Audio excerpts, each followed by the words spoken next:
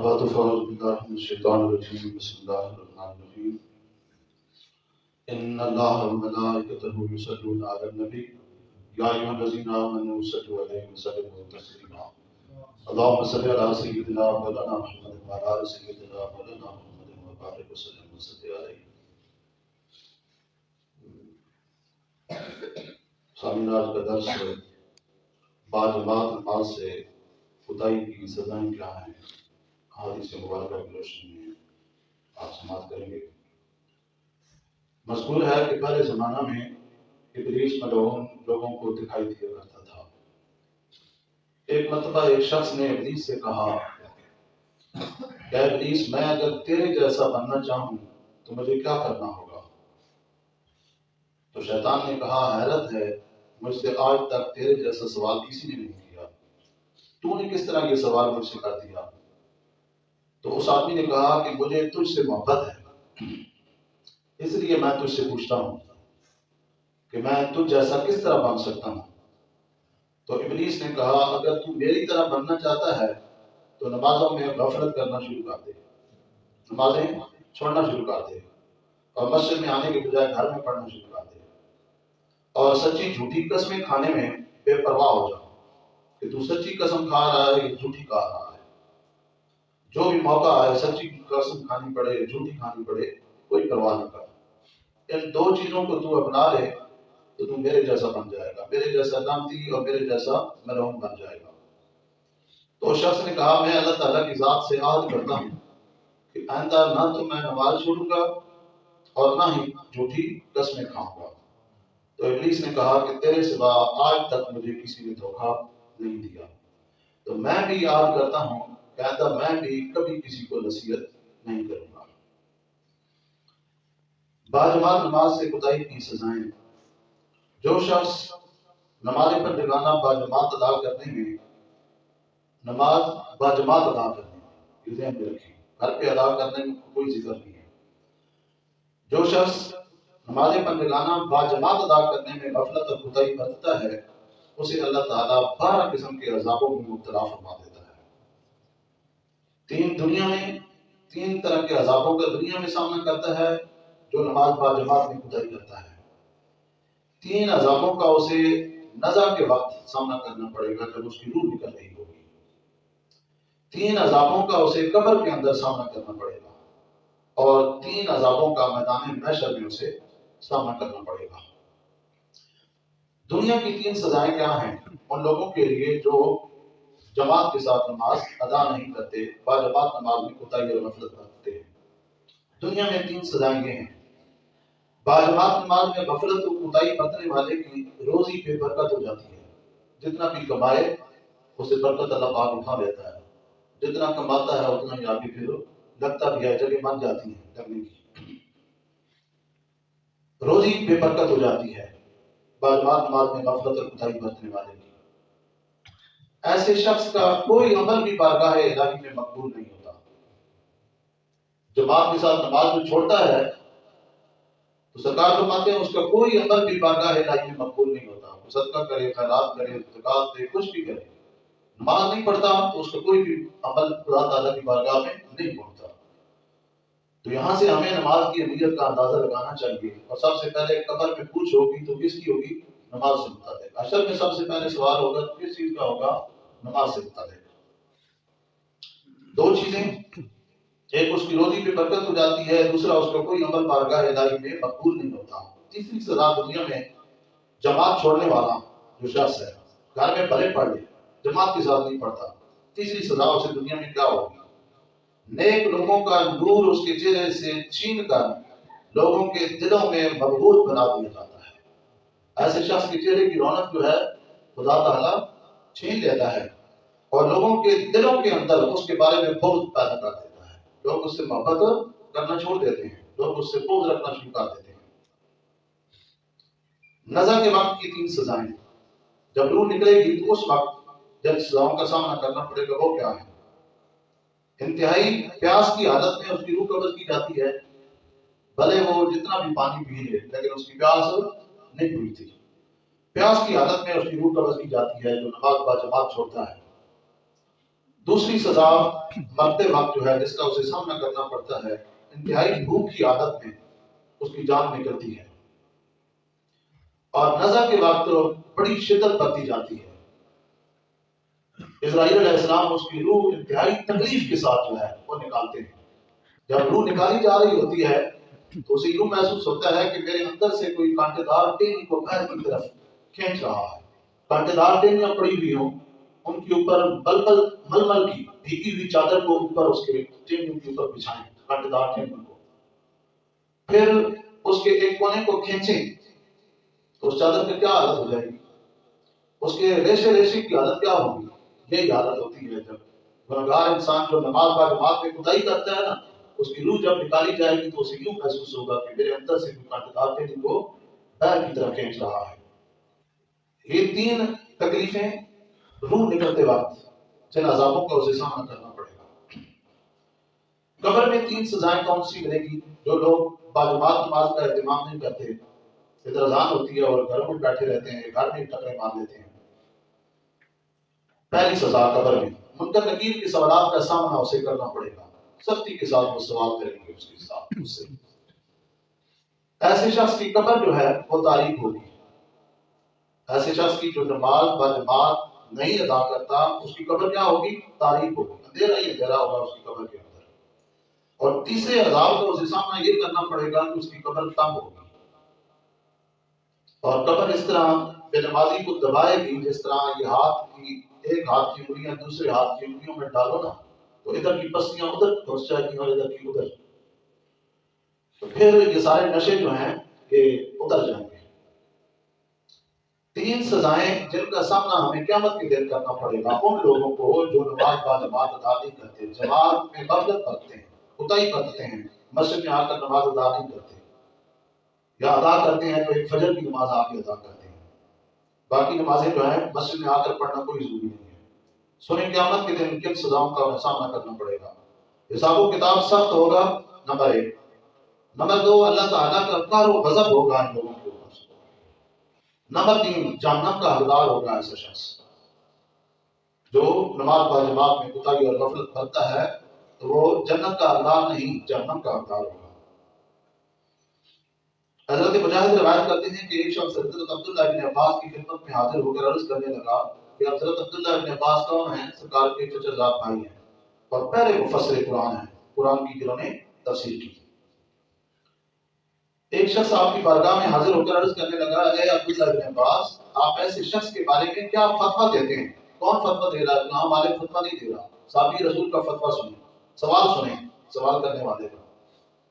ایک شخص حاضر ہوا آپ کی بارگاہ میں، عرض کیا ہے ابن عباس، آپ ایسے شخص کے بارے میں کیا فتویٰ دیتے ہیں جو رات کو نماز بھی ادا کرتا ہے، دن کو روزہ بھی رکھتا ہے، نماز ادا کرتا ہے لیکن جماعت کے ساتھ نہیں، دن کو روزہ رکھتا ہے لیکن جمعہ اور جماعت میں شریک نہیں ہوتا، جمعہ نہیں پڑھتا اور مسجد میں آ کر باجماعت نماز ادا نہیں کرتا، تو آپ ایسے شخص کے بارے میں کیا فتویٰ دیتے ہیں؟ اور اگر ایسا شخص جو نماز تو پڑھتا ہے، ساری رات نوافل ادا کرتا ہے، دن کو روزہ رکھتا ہے، گھر میں نماز پڑھتا ہے لیکن جمعہ اور جماعت میں شریک نہیں ہوتا، اور کسی کوتاہی میں اسے موت آ جائے، اگلی بات سنیں اور عبرت حاصل کریں کہ ایک حدیث تو ہو جو آپ کے دلوں میں بیٹھے۔ 2 ماہ ہو گئے ہیں نماز کے حوالے سے، جتنا میں سمجھتا ہوں میں نے آپ کو درس دیے ہیں، اتنا میرے خیال ہے جب سے آپ پیدا ہو گئے ہیں اتنے درس آپ کو کسی نے نہیں دیے ہوں گے، لیکن حرام ہے کہ کوئی ایک بھی چیز جو ہے آپ کے دلوں کے اوپر جا کر لگی ہو، سوائے ایک فجر کی نماز پڑھنے کے اور نمازوں میں آپ کیا کر رہے ہیں یہ آپ سب کو پتہ ہے۔ تو سنیں حضرت عبداللہ ابن عباس کیا فتویٰ دیتے ہیں، جو رات کو نماز ادا کرے، دن کو روزہ رکھے لیکن جمعہ اور جماعت میں شریک نہ ہو، اور کسی کوتاہی میں سوال کرنے والا کہتا ہے اگر وہ مر جائے اسے موت آ جائے، اے عبداللہ ابن عباس یہ بتائیں، اے صحابی رسول یہ فتویٰ دیں کہ اس کا ٹھکانہ کہاں ہوگا، وہ جنت میں جائے گا یا جہنم میں جائے گا؟ حضرت عبداللہ ابن عباس نے فرمایا کہ اس کا ٹھکانہ جہنم ہے۔ وہ کہاں جائے گا؟ جہنم میں جائے گا۔ اللہ نے اسے حکم دیا کہ نماز باجماعت ادا کرو، برکہ مار رہا کی خدا کا حکم ایسا نازک دور آ گیا، ہمارے دل ایسے سخت ہو گئے ہیں، کانوں کے اوپر ایسا گینڈے کا چمڑا لگا ہوا ہے، نہ خدا کی مانتے ہیں نہ اپنے نبی کی مانتے ہیں، اور پھر بھی کہتے ہیں ہم عاشق رسول ہیں۔ اسلام کو تیرے جیسے عاشق رسول کی ضرورت نہیں ہے۔ اسلام ان لوگوں کو اسلام کی ضرورت ہے جو اللہ کی حکم کو سنیں، ادھر سنیں اور ادھر عمل کرنا شروع کر دیں، ساری زندگی کے لیے تیار کر لیں کہ رب کا حکم آ گیا ہے۔ مومن کا معنی کیا ہے؟ ماننے والا۔ مسلم کسی کہتے ہیں؟ اللہ رسول کے حکموں کے سامنے سر تسلیم خم کرنے والا۔ ٹھیک ہے، تو نہ خدا کی مانتا ہے نہ اپنے نبی کی مانتا ہے، اور پھر بھی کہتا ہے میں عاشق رسول ہوں۔ کیسا عاشق رسول ہے؟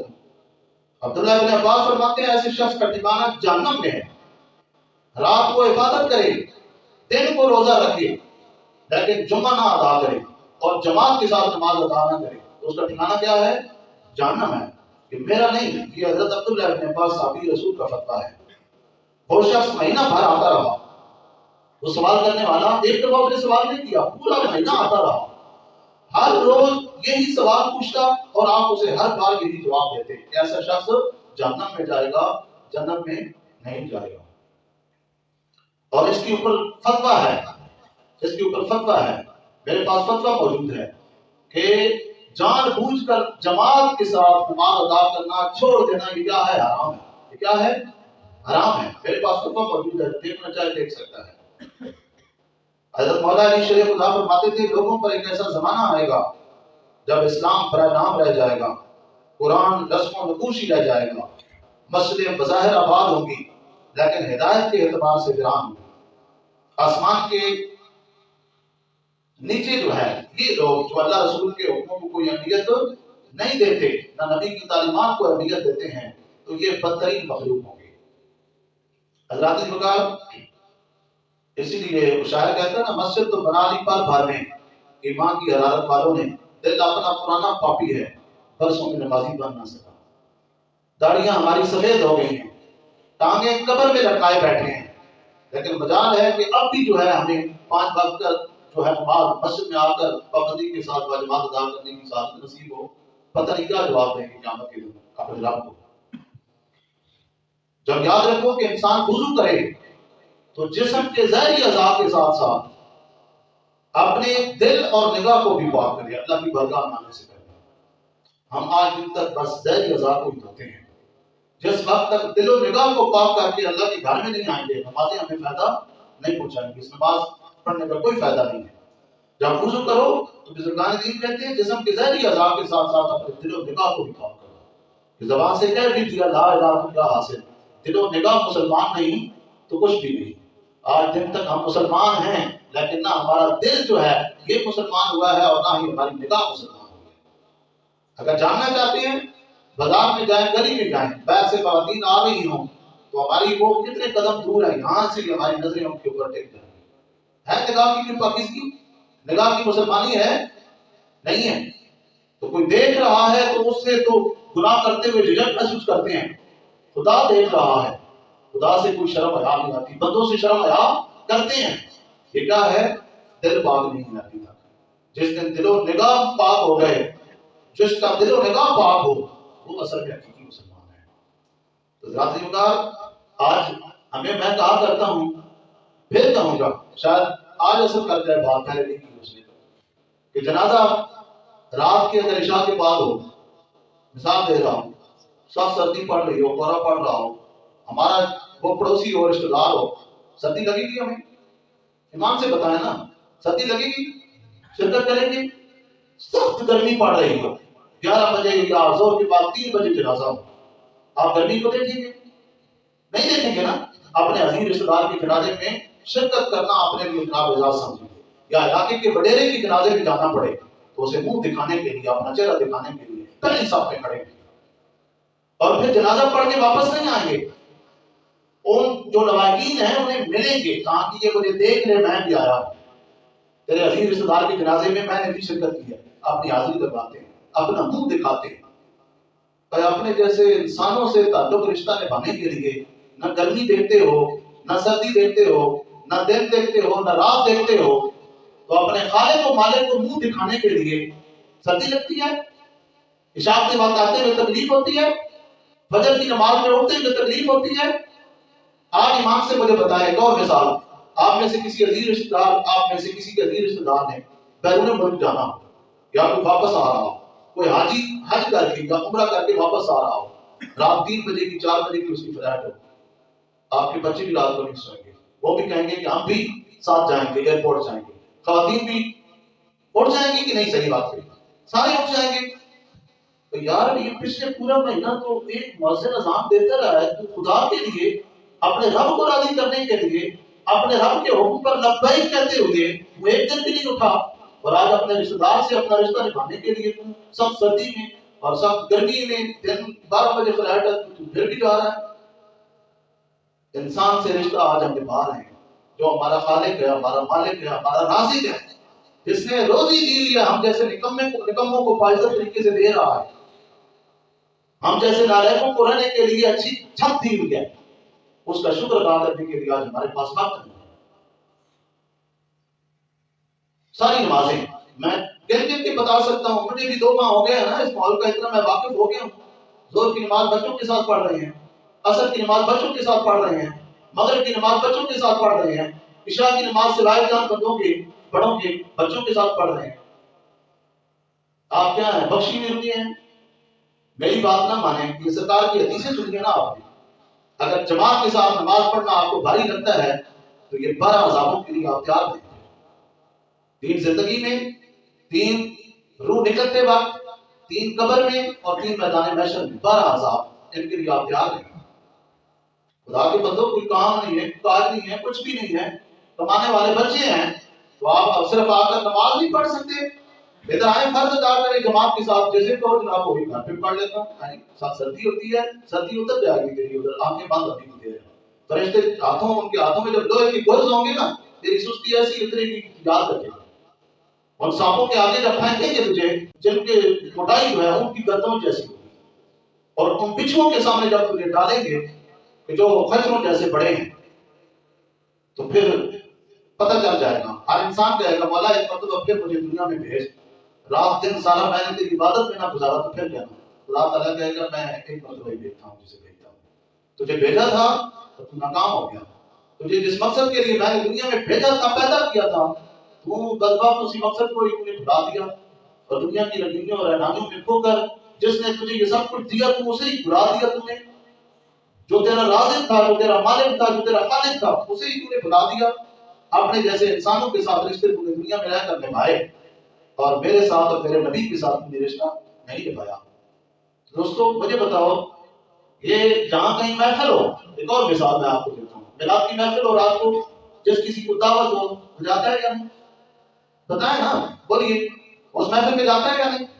جس دن ادھر جانا ہو اس دن نماز بھی جماعت کے ساتھ ادھر پڑھی جاتی ہے، ادھر اکٹھے ہو کر جائیں گے، یعنی بندے کو منہ دکھانے کے لیے اکٹھے جائیں گے، اور خدا تعالیٰ کی بارگاہ میں منہ دکھانے کے لیے اکٹھے آئیں گے، اس چیز کا کوئی تصور نہیں ہے۔ عشاء کے وقت درس بند کر دیا ہے، اور گنہگار آپ لوگ ہوں گے، یہ جتنے ہیں نا ادھر گھروں میں ڈبی تان کر خدا کا رزق کھا کر اس کے بعد ڈبی تان کر سونے والے، مجھے بتائیں جب عمل نہ ہو تو بیان کرنے کا کوئی فائدہ ہے؟ حدیثیں آپ سن چکے ہیں کہ نماز صحت مند آدمی کو کہاں ادا کرنی چاہیے؟ مسجد میں آ کر۔ اگر عمل نہیں ہے تو درس دینے کا کوئی فائدہ ہے؟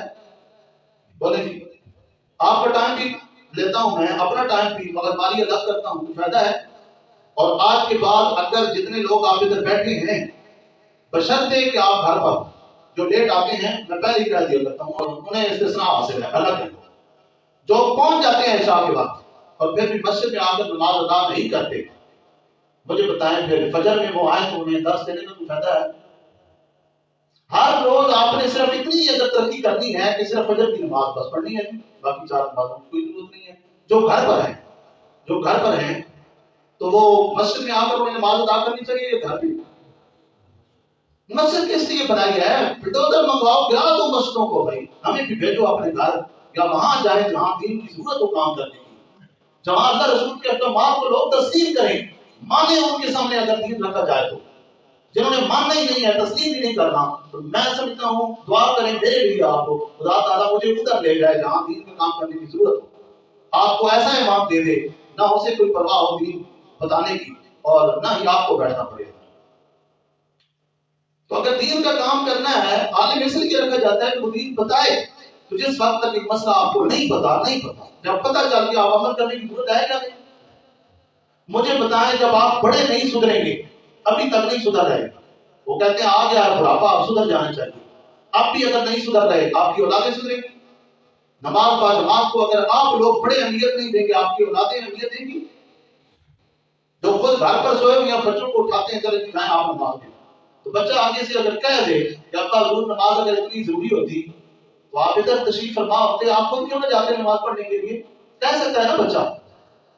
تو بیٹے کو اگر تبدیل کرنا چاہتا ہے، اسے نمازیں پر جگانا کا پابند بنانا چاہتا ہے، تو خدا کے بندے پہلے اپنے اندر تبدیلی لاؤ، پہلے اسے بتا، رول ماڈل بن اپنی اولاد کے لیے، اسے پتہ چلے نماز کتنی ضروری ہے، ادھر اذان شروع ہو، اذان ابھی ختم نہ ہو تو گھر سے نکل پڑے نماز کے لیے، پھر دیکھنا تیری اولاد کے اندر تبدیلی آتی ہے یا نہیں، تیری بیوی نمازی بنتی ہے یا نہیں۔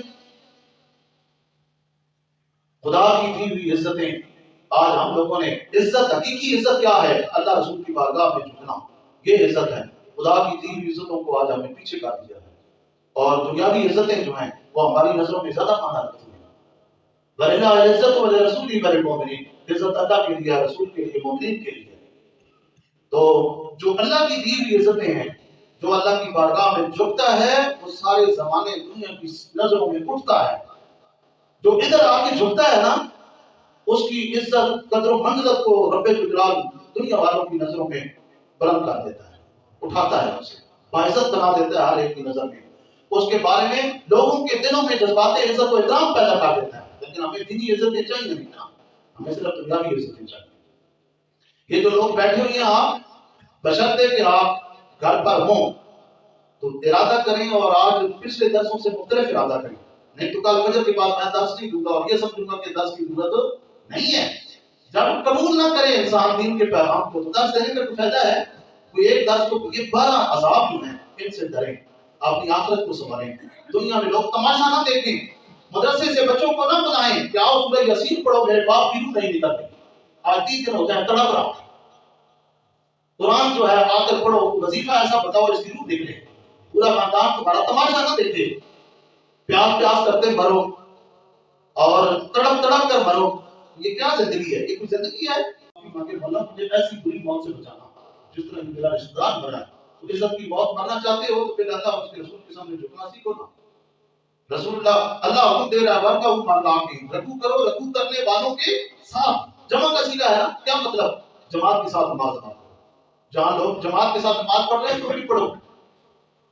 رسول اللہ صلی اللہ علیہ وسلم کی حدیثیں بھری پڑی ہیں، سرکار نے کتنی ترغیبیں دی ہیں، باجماعت نماز ادا کرنا اکیلے نماز پڑھنے سے 27 درجے سے زیادہ فضیلت رکھتا ہے، افضل ہے۔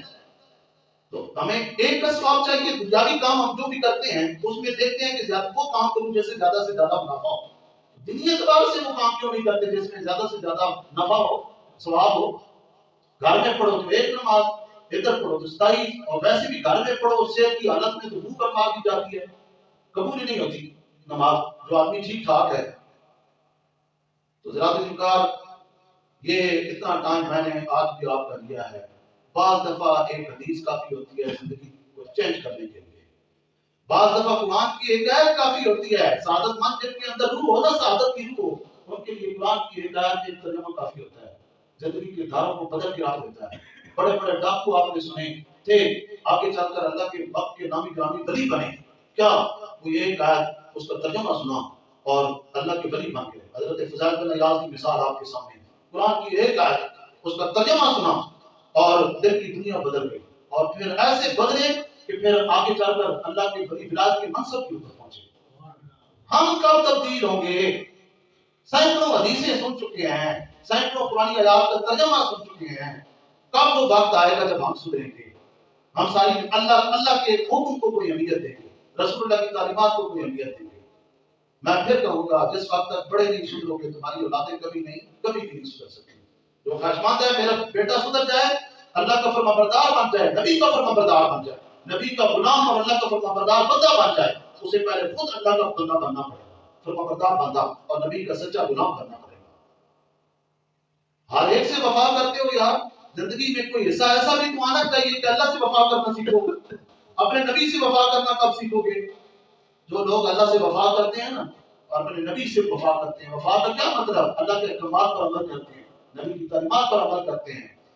پھر علامہ کا مشیر کہ محمد سے وفا تمہیں تیرے ہیں، یہ جہاں چیز ہے کہ اللہ وہ قدم دے رہے ہیں، یہ اللہ کا وعدہ ہے لوگوں کے ساتھ، خدا بھی ان کا ہے اور خدا کی خدائی بھی ان کی بن جاتی ہے۔ تو اللہ تبارک و تعالیٰ ہم سب کو دین کا فہم عطا فرمائے، اور نیند پیاری ہے نا، تو پھر یہ آخری میری بات سنو، وہ لوگ بھی تو تھے نا، وہ بھی انسان تھے جنہوں نے اللہ کی رضا کو پانے کے لیے اپنی اولادوں کو قربان کر دیا، اپنی جانوں کو قربان کر دیا۔ جنگ احد، جنگ بدر میں اور دیگر جنگوں میں آپ دیکھیں، اور لوگوں نے اللہ کی رضا کو پانے کے لیے اپنی جانوں کی پرواہ کی، بیوی بچوں کی پرواہ کی، مال و دولت کی پرواہ کی، سب کچھ لٹا دیا اللہ کی رضا کو پانے کے لیے۔ جان جاتی ہے تو جائے۔ حضرت ابراہیم اور حضرت اسماعیل کی مثالیں سامنے ہیں۔ ابراہیم علیہ السلام آگ میں جا رہے ہیں، کس لیے؟ اپنے رب کی رضا، کسی طریقے سے رب راضی ہوتا ہے، وہ جانوں کے اوپر کھیل گئے اپنی جانوں کو قربان کرنے کے لیے، اور بیوی بچوں کو قربان کر دیا، مال و دولت کو قربان کر دیا اللہ کی رضا پر۔ ہم ایسی ہمارے اوپر بدبختی چھائی ہوئی ہے کہ ہم نیند کو قربان نہیں کر سکتے، اللہ رسول کی رضا پر اذان ہوتی ہے، نیند کو قربان نہیں کر سکتے، عشاء کی اذان ہوتی ہے تو اللہ کی رضا پر اپنے آرام اور سکون کو، اپنی خواہش کو ڈھا کے سردی لگی ہے، تو اس چیز کو قربان نہیں کر سکتے۔ اللہ تبارک و تعالیٰ سے دعا ہے ہمارے کہنا مجھے آپ کو ہم سب کو صرف فجر کی نماز نہیں، ساری نمازیں مسجد میں آ کر ادا کرنے کی توفیق عطا فرمائے۔